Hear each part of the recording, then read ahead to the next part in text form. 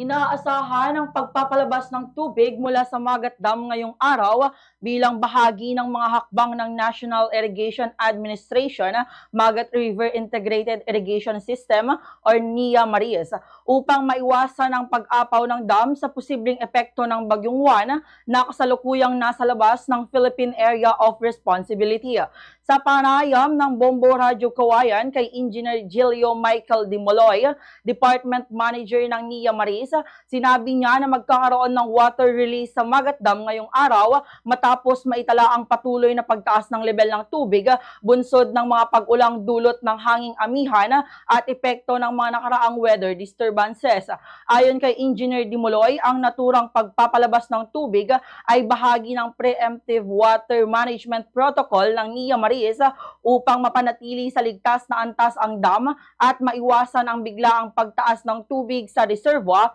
sakaling pumasok at magdulot ng ulan sa Cagayan Valley ang Bagyong Juan. Dagdag pa niya, bago isagawa ang water release, ay ipinaalam na sa mga lokal na pamahalaan at disaster risk reduction offices sa Isabela at Cagayan ang naturang operasyon upang maabisuhan ang mga residente sa mga mababang lugar at sa paligid ng Magat River. Batay sa pinakahuling ulat ng NIA Maris, nasa 188.74 meters ang antas ng tubig sa Magat Dam kahapon ng hapon na malapit sa normal high water level na 190 meters. Inaasahan na tataas pa ito sa mga susunod na araw depende sa magiging galaw ng panahon. Samantala, patuloy na binabantayan ng pag-asa ang Bagyong Juan na posibleng pumasok sa PAR sa mga susunod na araw at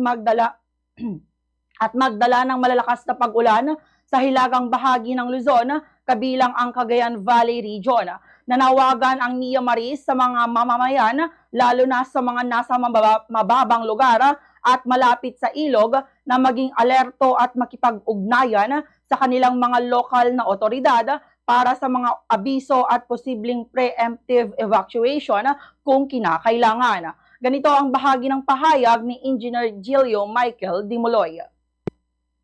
150 cubic meters per second in anticipation po dun sa